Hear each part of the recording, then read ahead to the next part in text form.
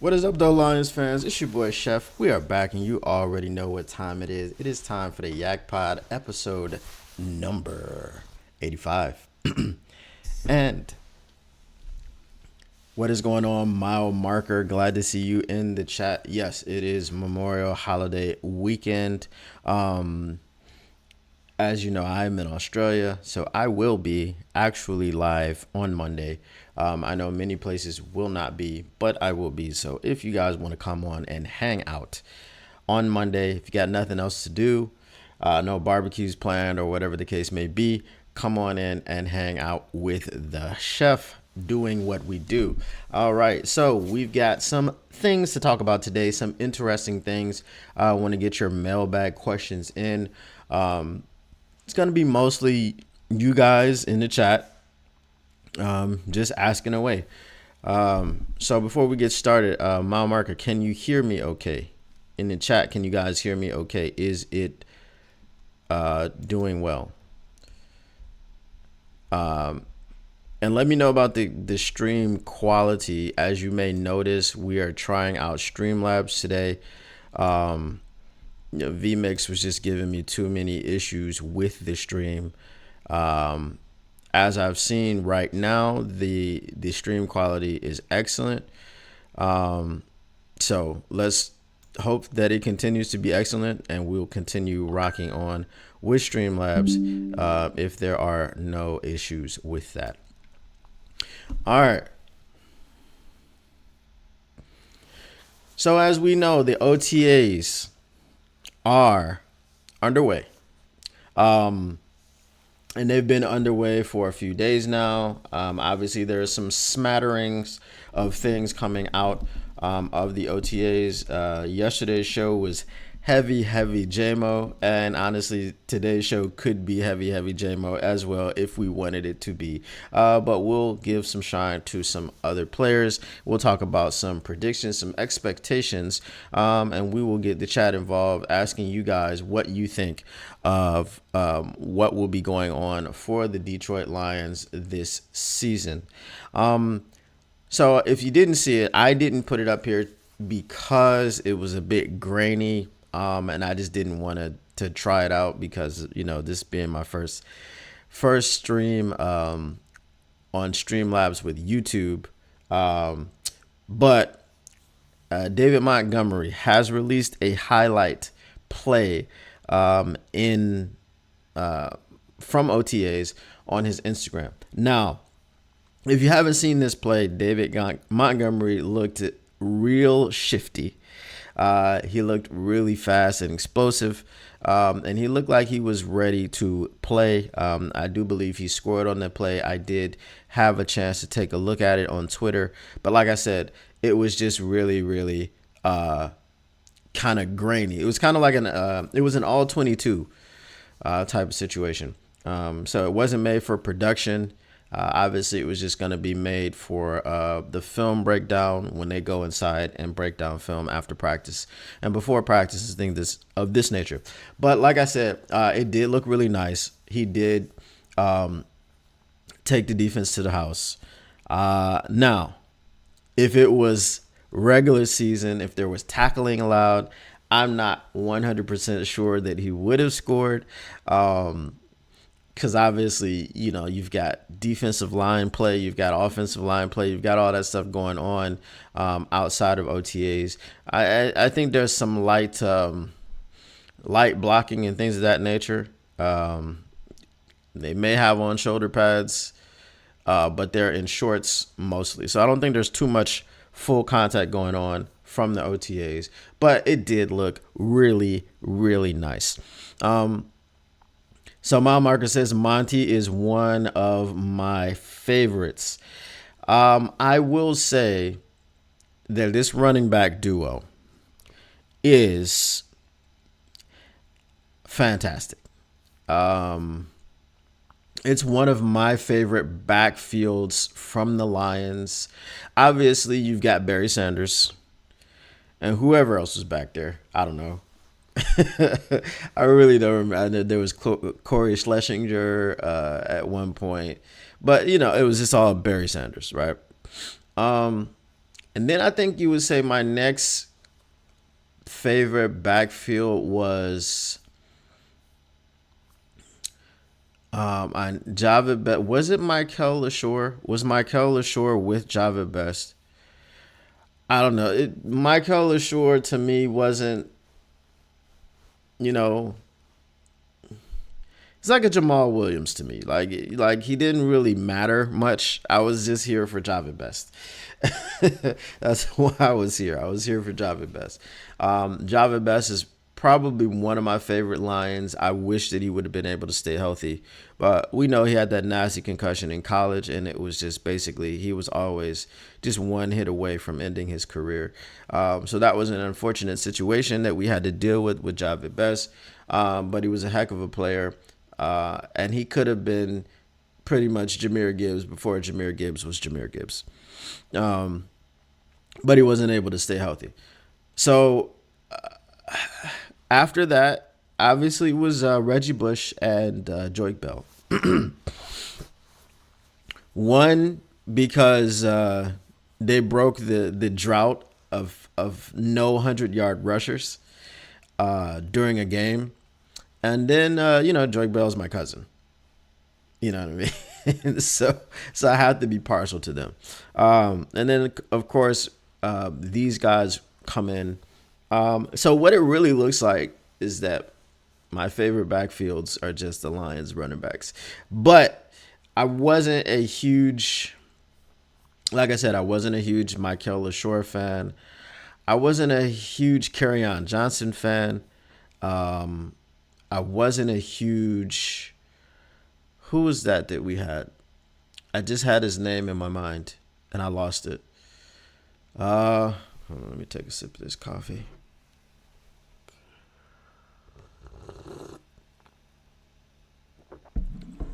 Who am I thinking of? Kevin Jones.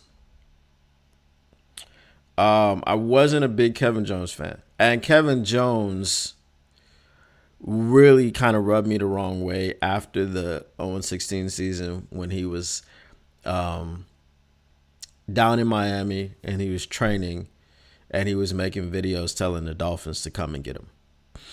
So that really did not ingratiate Kevin Jones with the fan base too much. As you can imagine, it would not. But now, like I said, we've got Monty, we've got Gibbs. This backfield, man. The question floating around today, and I think it's an obvious answer. I think when you look at what Gibbs was able to do in limited time, I don't want to say limited time, limited usage. From the first 5-6 games, when was the Baltimore game? I think Baltimore was game 6. For the first part of 6 games, he wasn't getting the touches. He just wasn't a big part of this offense. After that, when we were getting blown out by the Baltimore Ravens, Jahmyr Gibbs emerged, right? Like, you've heard the saying, arose out of the concrete, right? Jahmyr Gibbs emerged as something special in that Baltimore game. And the big part of that reason is because Ben Johnson was forced to kind of open up the playbook and expand his role because nothing was working, right? And if nothing's working, coaches have to make adjustments, even though it was clear that we weren't going to win that game, even though it was clear we were going to get blown out. You cannot just lie down and die.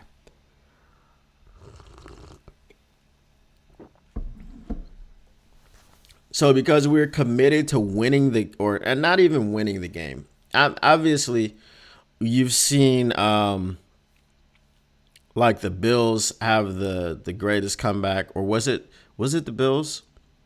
The Bills and the Oilers, right? I think it was the Bills because it was Frank Reich who engineered the greatest comeback in the history of the NFL. and they were down huge at halftime. So when you look at games like that, you go, well, in the NFL, you're never really out of a game. You look at the most recent one, which was the Minnesota Vikings coming back to beat the Indianapolis Colts. And this was before they got Anthony Richardson, and they were down. The Vikings were down by like 30 at halftime. Something crazy, right? Came back and won the game. So you never really look at games and say, okay, it's over. As a fan, you do all the time. As a fan, you see your team get down 30, and you're like, I don't care if they got down 30 by some fluke in the first 5 minutes of the football game. You are not expecting them to come back. Like, you got 55 minutes left. We're not coming back from 30 down. Because it was just like, all right, we gave up a touchdown to them on their first drive, and then we fumbled, and then they scored a touchdown off of that, and then we got the ball back and threw a pick six, and then threw another pick six. And then the next thing you know, you're down 28-0. If you're looking at that situation, you're going to be like, yeah, we might as well throw in the towel. I'm gonna turn on another game, or I'm going to watch NFL Red Zone. But as I said, NFL players and NFL coaches don't think that way. They're not wired that way. They are going to fight and claw to the end. At least this team is. At least the Detroit Lions are going to. If you are having a bad game, that's not an excuse. You are expected to finish out that game, giving 110% of effort. And that's just what the grit culture is, man. That's what the grit culture is. So, but anyway, so Ben Johnson was forced to open up that playbook and to expand the role of Jahmyr Gibbs before our eyes. And then he was off and running pretty much from there. So the question is, can we be the 8th team in history to have 2 running backs go over 1,000 yards? Can we be the 8th team in NFL history to have 2 running backs go for over 1,000 yards rushing?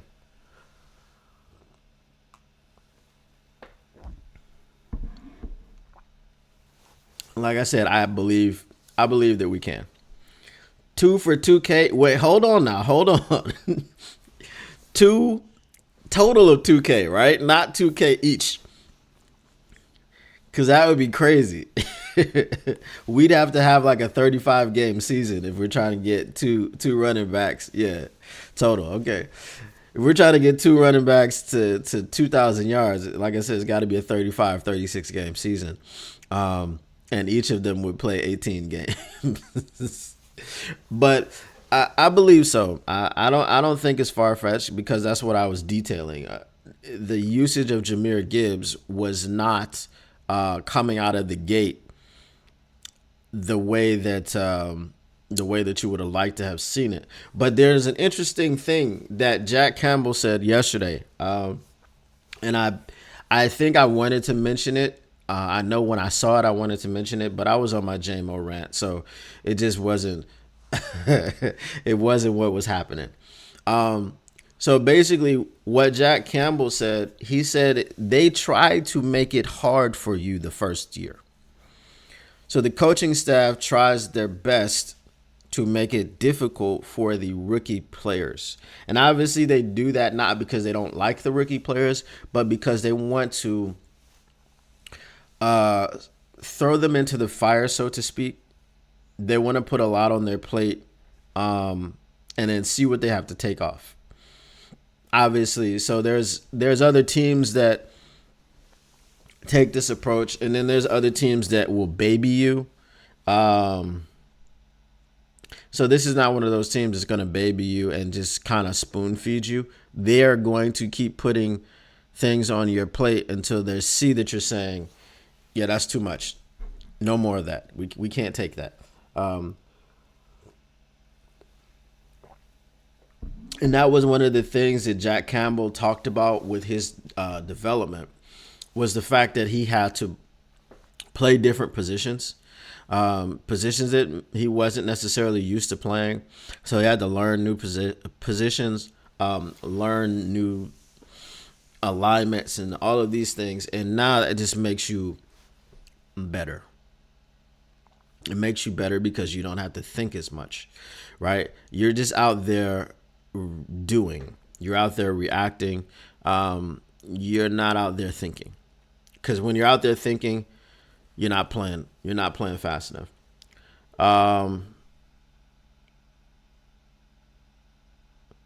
Fire. Okay, no problem, David Barton. No problem. I will be here on Monday. I know a lot of people will be off, but like I said, I'm in Australia, so it is what it is. It's not a it's not a public holiday in Australia. We have public holidays for lots of stuff, but Memorial Day is not one of them. They do have a sort of Memorial Day of their own here. It's not called Memorial Day though. It's called something else. I think it's Anzac Day.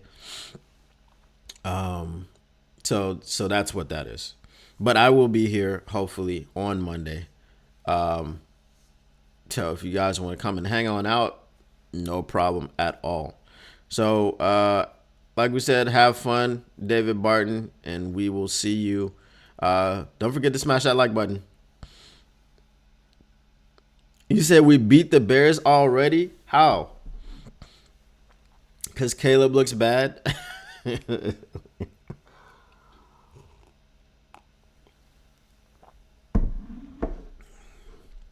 They said that Caleb looked so bad that the defensive players were calling him Mitch Trubisky.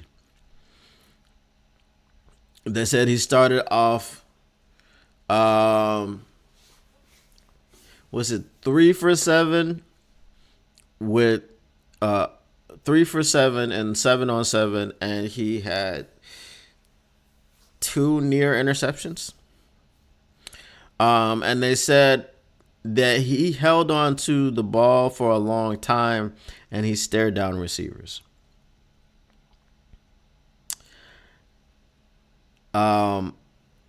If you guys remember, I said this. I said this before OTAs. I said this before he was drafted or around the time that he was drafted. I said that Caleb Williams holds on to the ball for too long and he stares down his wide receivers.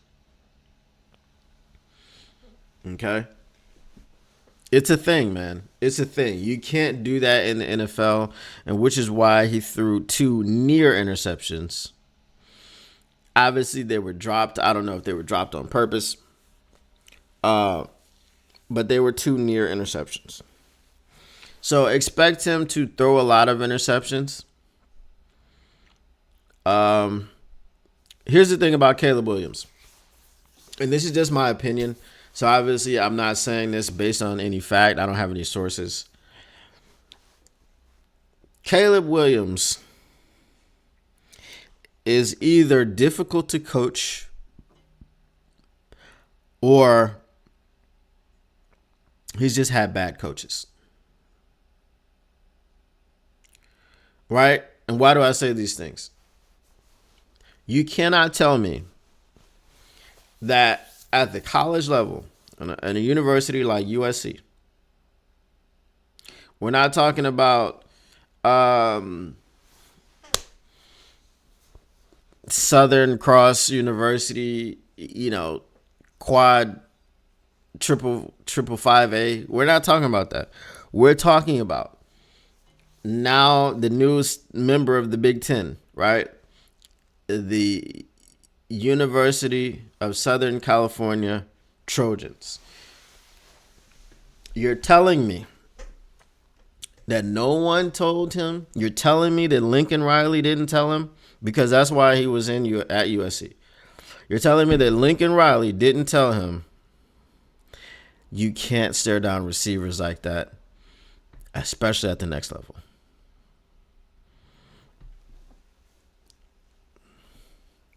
Right? So with the knock on Caleb Williams is that he likes to play hero ball.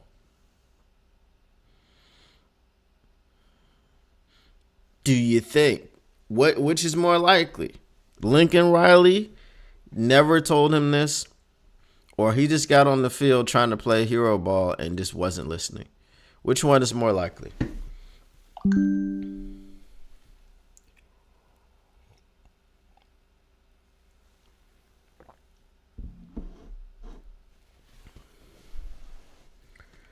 Here's Johnny. What is going on, man? Glad to see you back. Matt Leinart 2.0. Let's hope so.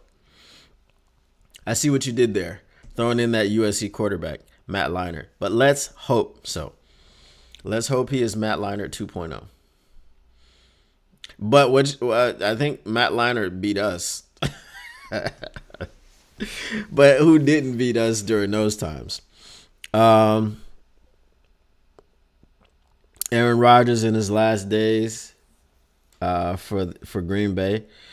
Yeah, I know that USC has been rough. Hey, Flex, what's going on, man? I know USC has been rough. But I can't. I'm not a major college head coach. Right? I've done some coaching. I never coached.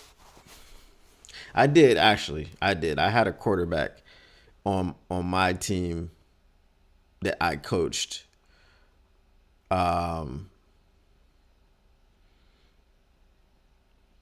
Did I tell him the same thing, though, about like not staring down receivers?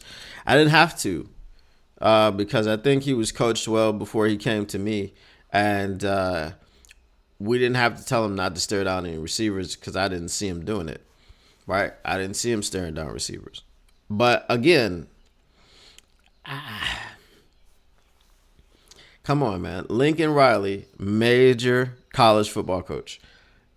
Can you really tell me that he never told Caleb Williams staring down the receivers is going to get you picked off in the NFL? Because Caleb Williams has had aspirations of being an NFL quarterback. It's not something new that just cropped up.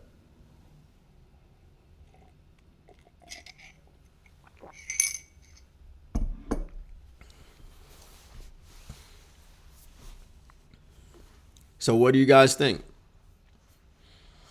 Hard to coach or just bad coaching? And if it was bad coaching, I think the Bears' new offensive coordinator is the former Seahawks offensive coordinator. Does anybody know his name?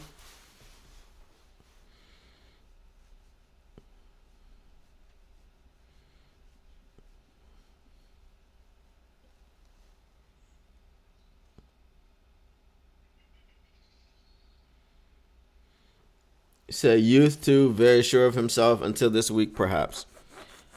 Perhaps. Didn't follow Caleb Williams.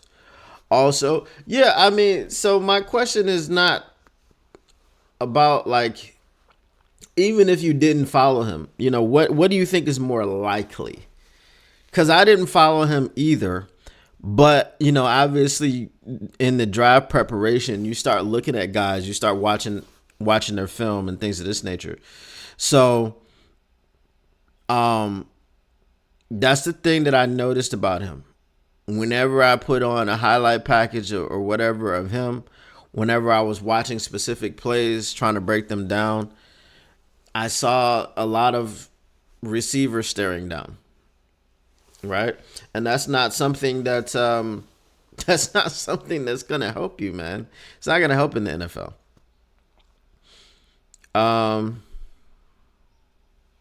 How much you coach away that kind of habit? You go to the defense and you just tell the defense, just watch his eyes. And the more he gets picked off in practice, the more he's going to have to stop doing that, because he's going to have to realize, like, look, man, you're just getting picked off in practice. And if we know if we know about this situation, other teams know about it as well because they are watching film on you.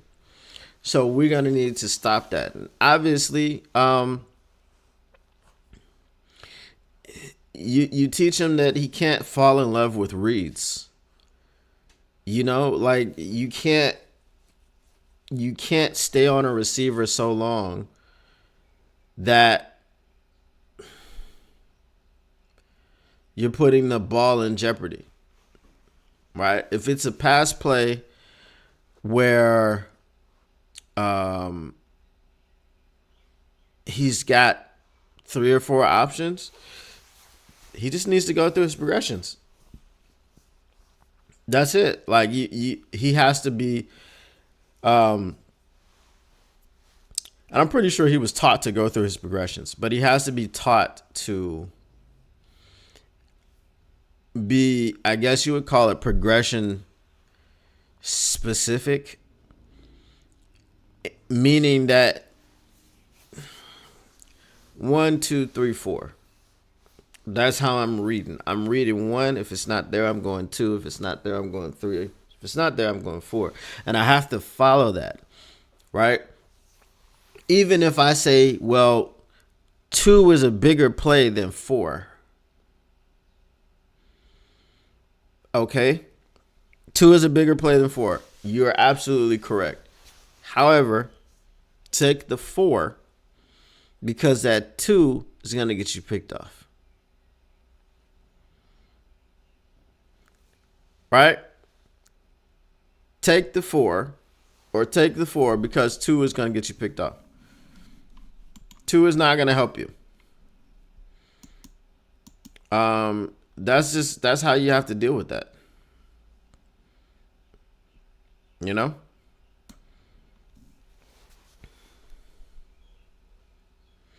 You said that's what Goff does, pretty sure. Yeah, Goff goes through his progressions. All the best quarterbacks are going to go through their progressions.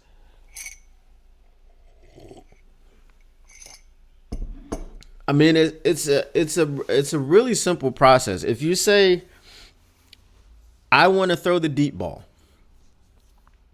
right? So we go through, and I keep using this, right? Yes, I hate Jeff Okudah. I don't make any beans or bones about it. I dislike Jeff Okudah. I don't think he's talented. So let's look at that. Let's look at that game where he supposedly shut down Justin Jefferson. Who was the quarterback in that game? Kirk Cousins. Now, when Kirk Cousins says, when we break the huddle, I'm throwing the deep ball, I don't care. Right? He's throwing the deep ball. He's got Justin Jefferson going deep. And Justin Jefferson has got a guy trailing behind him. Who's that guy? That guy is Jeff Okudah. He's burnt toast. And then they've got, I think it was Harrison, I want to say Smith, who is their best safety. All right, so then you've got Harrison Smith coming over the top.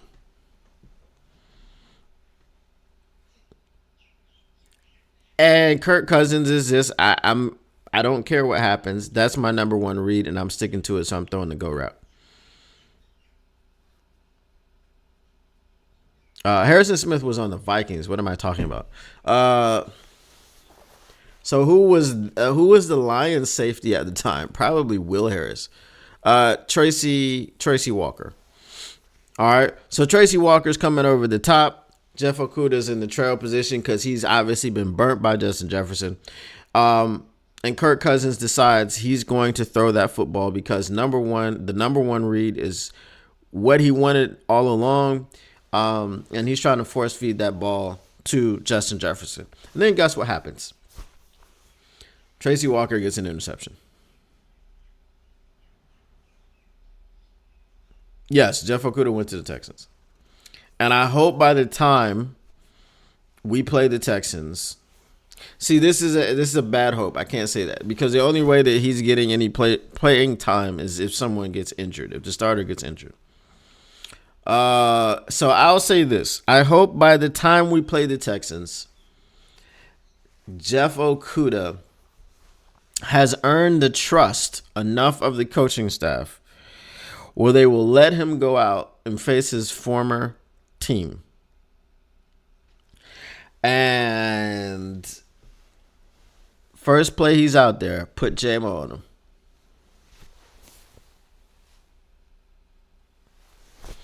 It's going to the house. It's going all the way to the house, man. That man cannot cover. He cannot stay with anybody.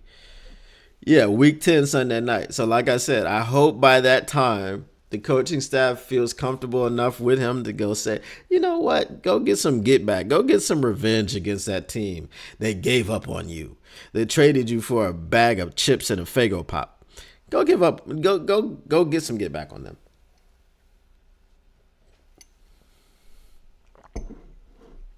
That's what I want to see.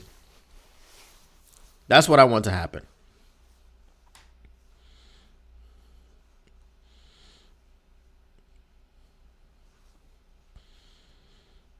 Because if you think that DK Metcalf went off for 140 and a touchdown on him, imagine what someone like J-Mo would do. You put him in man coverage out there. You put Jeff Okudah on an island against J-Mo. It's not going to be good. It is not going to be good. Do you guys have any questions? Mailbag questions. Get your mailbag questions in. Here's Johnny, mile marker. Any questions you guys have?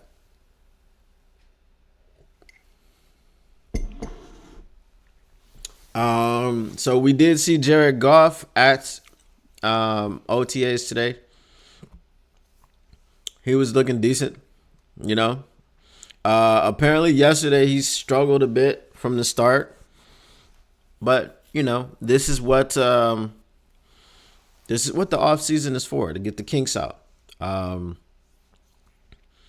Remember when we saw J-Mo talking yesterday, and J-Mo said that he felt good and he's been running around with the ones and getting work in with JG, getting on the same page.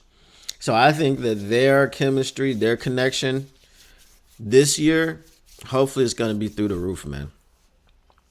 Brian Baldinger, you guys know Baldy Breakdowns. He did a breakdown of the J-Mo, the two J-Mo touchdowns in the NFC Championship game. And Brian Baldinger, man, he knows football. He's a football guy, right? He said the same thing I said. He said if this guy gets if he gets into the offense and breaks out, it's gonna be trouble, man. It's gonna be trouble for the defense. Because if you look at the play, that jet sweep, when he took it to the house, J-Mo reads blocks now. He can see those blocks. If he tried to get to the outside on that play, I don't think it scores. But because he cut back in and cut up the field, because he was reading the hole, he knew where his blocks were and his blockers. He knew where his help was. He knew where the open part of the field was. He knew that was the middle, and he needed to get back there. I think what you're seeing out of J-Mo is that he's an underrated runner of the football. And we think that it's just because he's averaging 30 yards per carry because of his speed. That's not it. Now, he's got another gear that other people don't have, right? But he's reading those blocks. He knows where he's supposed to go. That's how he's getting all of that. That's how he's getting all of those yards. because he knows where he's supposed to go.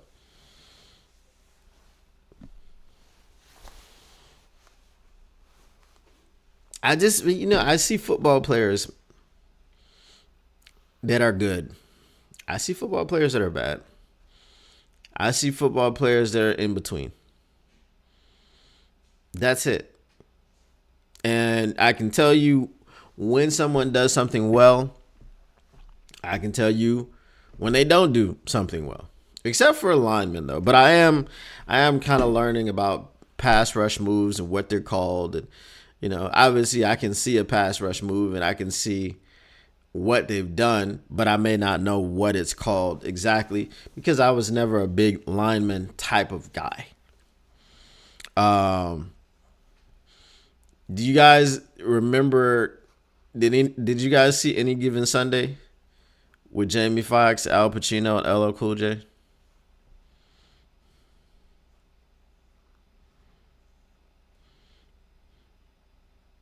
Yeah, I'm very optimistic, man. I'm very optimistic about what's coming. I can't wait for training camp.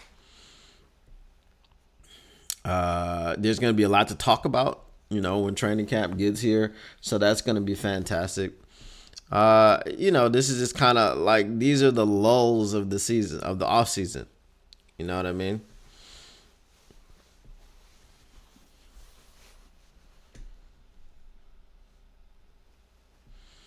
By the way, if you haven't seen Any Given Sunday, you need to go watch that. If you have not seen Any Given Sunday, as a football fan, you need to go watch it. Yeah, because that is it. Anything is possible.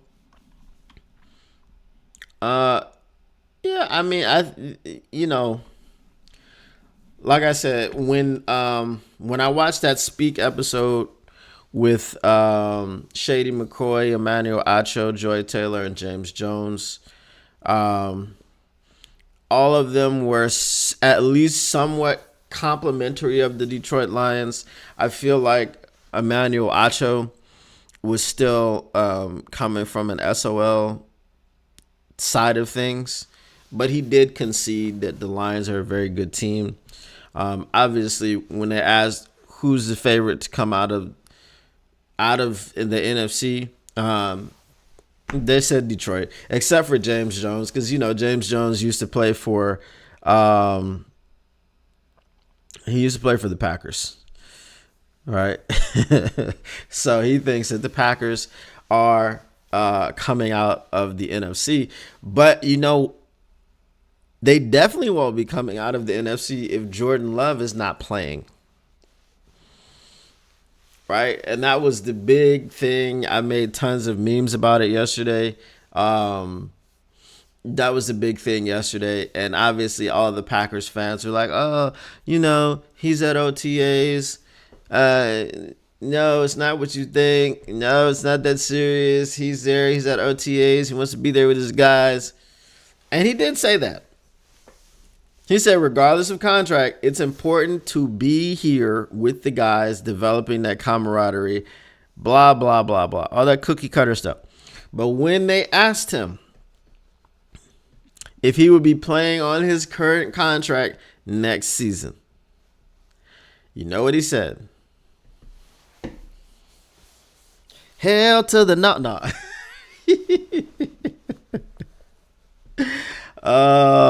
That was one of the memes that I made.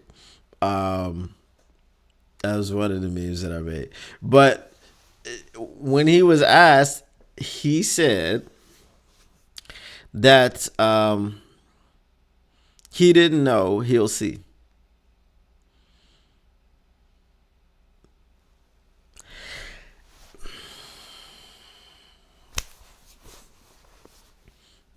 That's what he said. He said, I don't know. I'll see. That doesn't sound like a ringing endorsement for playing. It, it just doesn't seem like a person is playing if they say, I don't know, we'll see. I'm not I'm not confident in his ability to play, or not his ability to play, but obviously his desire to play. He's getting. There have been reports of 11 to 13.5 million. That's how much he's supposed to be getting on his current deal, and obviously he's looking at Jared Goff's contract like,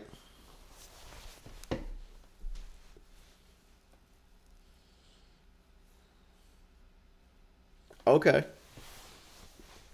Okay.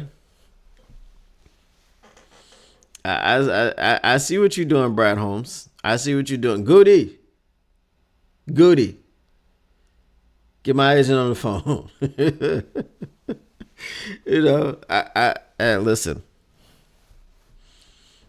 That's what Jordan Love is doing right now. He and Brad Holmes, or not Brad Holmes, he and some other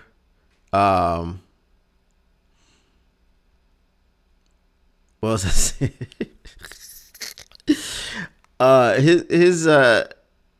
His agent and he, Jordan Love, they saw that contract. They saw the contract. And they are just not they're looking at like, man, we how can we play for 12 or for 11 to 13.5 million dollars when you got this guy over here making 50 plus per year. I'm not a rookie.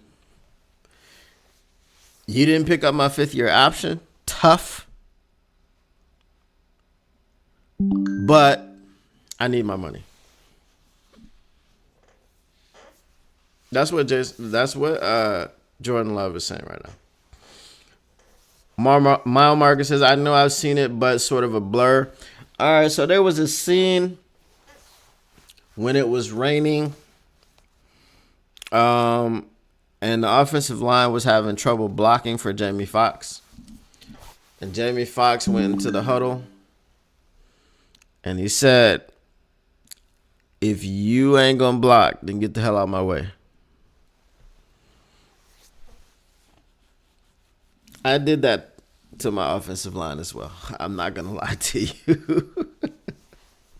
I was in high school. I was frustrated because I wasn't getting any blocking. And every time I ran into a hole, there was a man in there.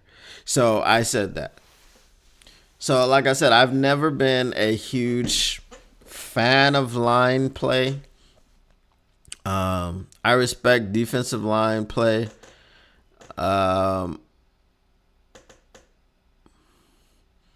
Most of the time, I don't even pay attention to offensive line play. As long as you are good, as long as my quarterback is clean, as long as there's holes for my running backs to run through, I don't care. I don't care. Yeah, you remember that scene? Yeah. So I obviously wasn't one of my most shining moments on the football field, but you know, it was what it was. Oh man.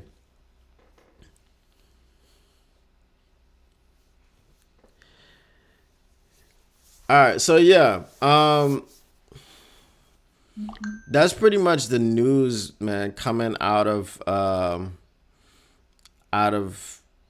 training camp, not training camp, but out of OTAs. Obviously, there was the viral tweet that went out. Wasn't really even a tweet; it was actually an Instagram story posted yesterday from JMO's account. And it had everyone up in a tizzy, and everyone was worrying about if JMO was okay, if JMO was good. And then JMO was at OTAs today. So, sometimes tweets are tweets and stories are stories. And sometimes they're cryptic. JMO could have been he could have been trolling us.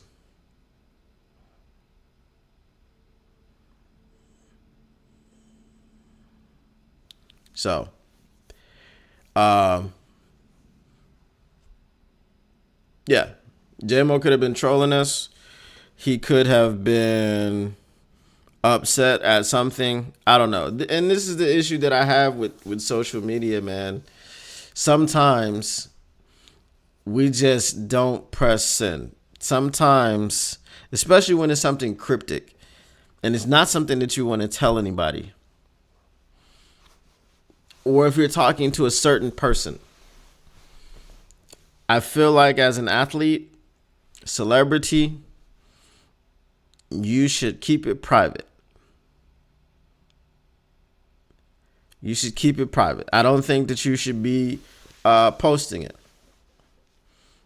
You know? What is going on, Paul Thomas? How are you, man? You missed it. We were breaking down Caleb Williams staring down receivers and what effect that has on his ability not to turn the ball over. My Marcus says, I call it finger stupid. Oh, man. Good, Paul Thomas. I'm glad you are good. As you can see, I'm a little bit tired. I get up early, man. I get up real early.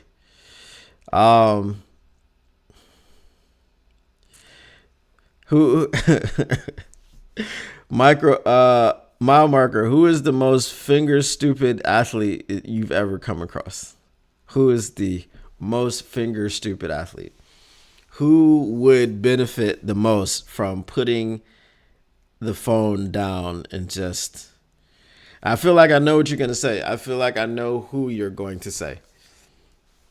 Is it a football player? That's it. That was it. That was it. I knew you were going to say Antonio Brown. I don't, you know what? The thing that I can say about Antonio Brown, why Paul Thomas? I mean, why Kyler Murphy, Paul Thomas? I haven't really seen anything that Kyler Murphy has done.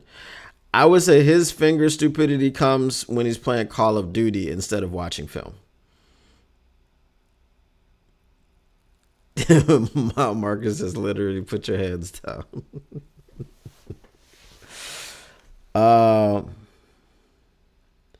Oh, he revealed his dislike of the Cards. When did this happen?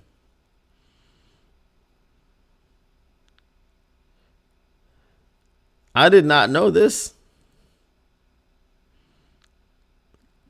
Oh, this was 2 years ago. Okay. Was that around the time where he like blew up? He blew up at Cliff Kingsbury on the sideline. Was that then? Okay. All right. Well, I mean, you know, and they tried to sweep that under the rug as well. Oh, yeah, well, you know, it's just he's competitive and I'm competitive. You don't tell your coach to calm the F down. That doesn't work. That's not, you know, it's it. If he would have been like, calm down, coach, calm down. All right, we get it. But, you know, he said it with his chest. Calm the F down. I was like, wow. And they just kept showing like the slow motion. Calm the F down. And I was like, nah, that's not a relationship that's gonna last. But the thing that I can say about AB,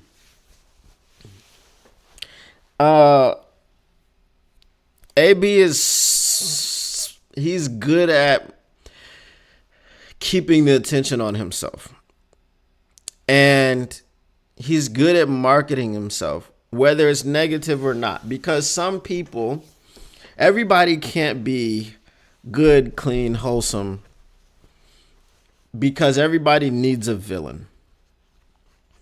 Everybody needs a villain to either castigate or to champion, right? All the people that are watching his antics, and you know, the thing that he did when he left The field when he was playing against the Jets, there were so many people that found that funny, that found that like they were able to justify it. Those are the people that support the villains, right? You said he's an old fashioned what? Let's see. Sometimes I can't see this because this. Hold on, let me see if I can see it over here. All right. You say he's an old fashioned film farm man? Film fan man. You mean flim flam?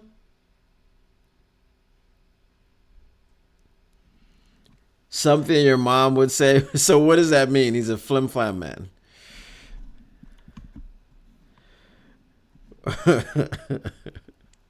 What does that mean? But so like I said, he's very good at that. And the people saying, well, he's going to be broke in a few weeks because he filed for bankruptcy. That's not why he filed for bankruptcy. Hustler, charismatic, narcissist. Yeah, I can get it. I get it. Yeah, that pretty much explains him, describes him. But the people saying that he's going to be broke in a couple of weeks or months. Filing for bankruptcy doesn't mean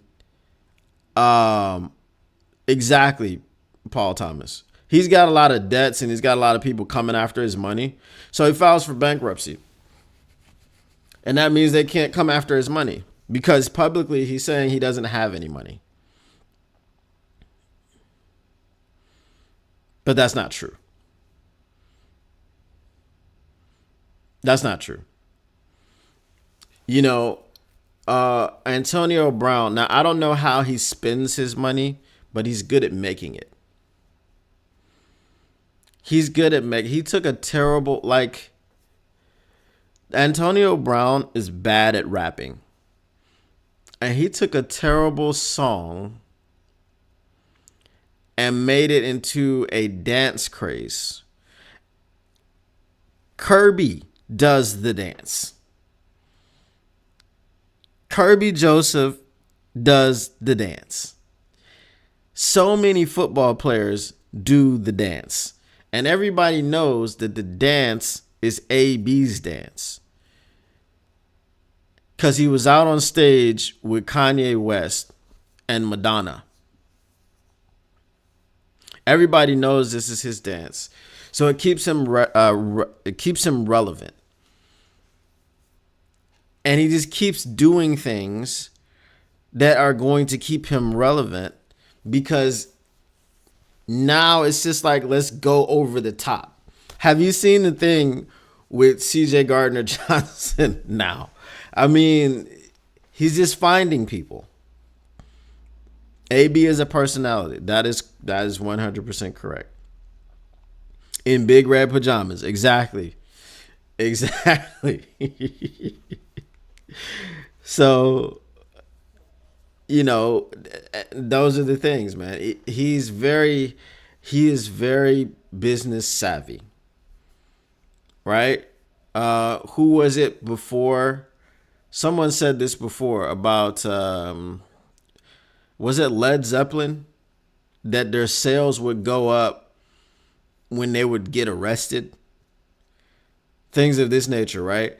So he's of that ilk, man. He has a platform and he knows how to use the platform to monetize himself. That thing he did with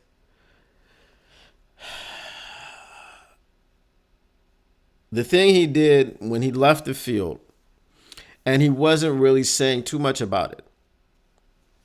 I don't know how long it was. I didn't really pay attention to the timeline, but I know that he wasn't really saying too much about it in the immediate aftermath. And then everyone was speculating. So he just sits back and waits, and he watches all the people talk about how he left the field, blah, blah, blah, blah, blah. And then he starts going on every podcast that will have him on. And when these podcasts have him on, these podcasts were doing bigger and better numbers. And because he was a guest, he probably asked for some of the revenue.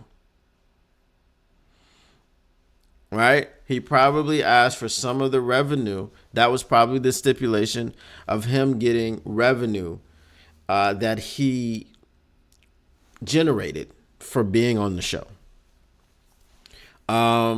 He's on It Is What It Is podcast. I don't know if he's going to be back next season, but he was there as an NFL analyst.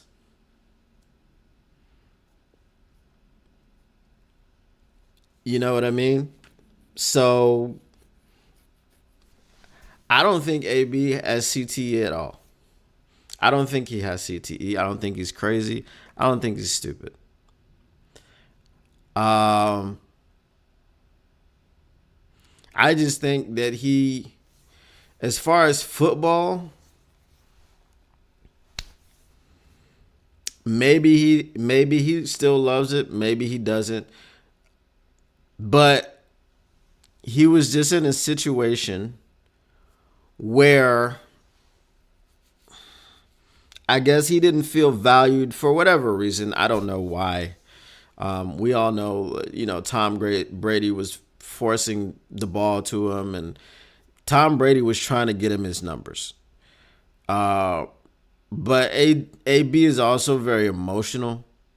So whatever Bruce Arians was saying to him or whatever. And then you saw what happened to Bruce Arians. Right? Bruce Arians got moved upstairs. Bruce Arians is no longer the coach of the Tampa Bay Buccaneers. So obviously, Tom Brady wanted him gone and he wanted him upstairs. And there was a reason for that. I don't know if that reason had anything to do with AB, but probably some of the things that he said that AB said about him were probably true. I know on the way out, like I said, AB threw shots at Tom Brady. And again, what is his relationship with Tom Brady worth? Is it worth more money than what he makes now? Or was it worth it to keep that tie with Tom Brady so that he could go ahead and make money off of that relationship? I don't know. I don't know the numbers. AB is not a nice guy. I won't go as far as to say that he's nice. I'm just saying he's not dumb. That's all I'm saying. He's not nice, but he's also not stupid. So, yeah, man, that is what that is. But I appreciate you guys hanging out with me. I will be taking some time to learn more about this Streamlabs because I didn't see any buffering today. I didn't see any buffering at all. I feel like the stream was, the quality was good. I feel like there wasn't much latency between what's happening with what I'm saying now and how long it takes to get to you guys. So I'm going to stick with Streamlabs. I'm going to take some time this weekend to just learn a little bit more about the transitions and things of this nature. I think I pretty much have them down. I think they're pretty easy.